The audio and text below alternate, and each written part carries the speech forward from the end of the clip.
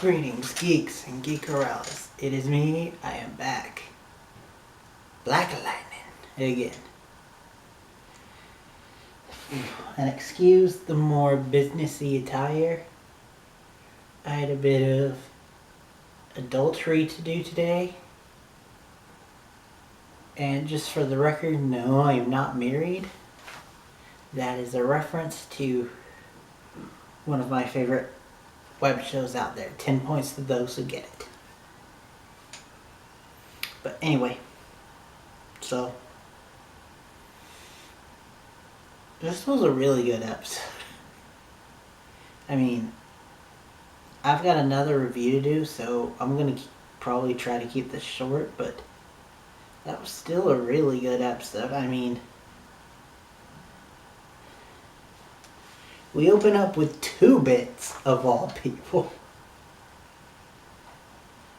And he sees one of the students, Jefferson's students, get abducted. And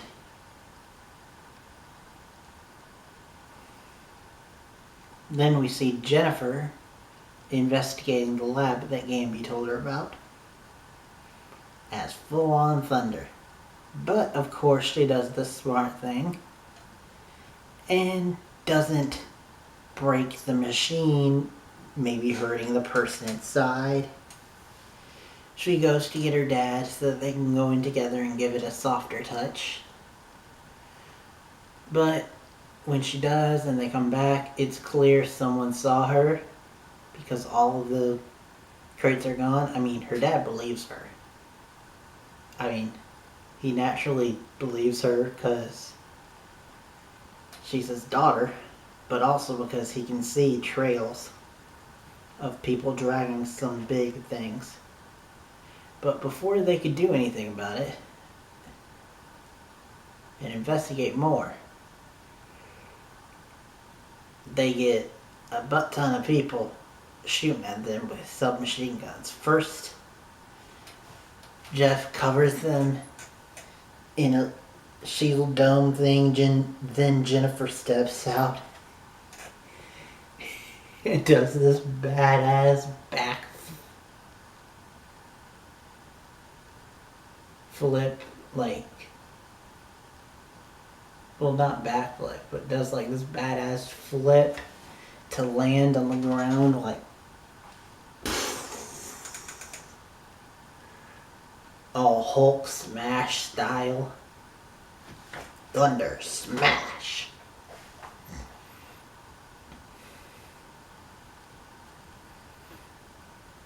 And then, as the episode goes on, 2 Bits pops back up and he comes to Jeff and tells him what he saw. But he also tells him that the girl was on fire for a bit before she got kidnapped. Which you're like, ooh. Because I could be wrong, but I think what's going on is that modern day Greenlight was introduced to the world to expose like metas and people that are children of experiments and stuff. Because I think the meta gene or experimental gene, when it interacts with Greenlight, it activates the power. And if you don't have it, you just get that rage strength thing that we typically see from Greenlight.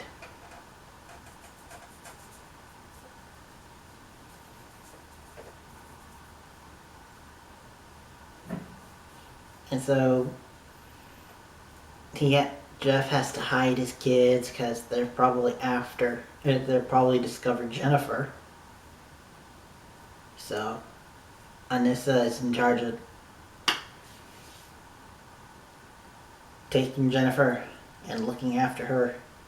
And this ends up with them all going to his dad's old house. Stay there undercover. Meanwhile, another story that was going on is... Shit. I forgot to give a spoiler. Sorry, people, but yeah, I've been going into heavy spoilers. like I jokingly said earlier, I've had a lot of things to do today. My mind is a little flazzard. Sorry for not giving a spoiler warning before, but I'm giving it to you now. Anywho, so Gambi, the ASA finds out that he's a good guy now, and they kidnap him and torture the ever living shit out of him to get him to reveal who Black Lightning is, which he never gives up. So they're like, okay, we'll kidnap your adoptive son. And initially, Jeff, when he gets there, he makes it black out. Like all the lights go out. And Gambi grabs a gun and shoots both of them. So you think they've covered their tracks. They hadn't revealed that he's Black Lightning. Unfortunately, the head of the ASA, or this division of it, is smarter than he looks, because he puts it together that just Black Lightning. And then we get an even bigger bomb.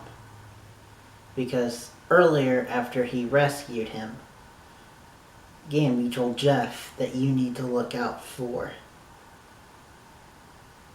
the looker? I forgot what he called it. The person that watches over the people and tells them who's got powers, like former him. And we find out who it is. It's Vice Principal Chick. What the fuck? So, meanwhile, while all of this is going on, we have more developing stuff with Jennifer and how basically they're pushing it towards what I think, which is that she's going to go to try to find Jalil, and she's going to find out that he now has powers through some means. Tobias gave him powers, and that's going to force her to use her powers to fight back and finally learn how to use her powers to fight.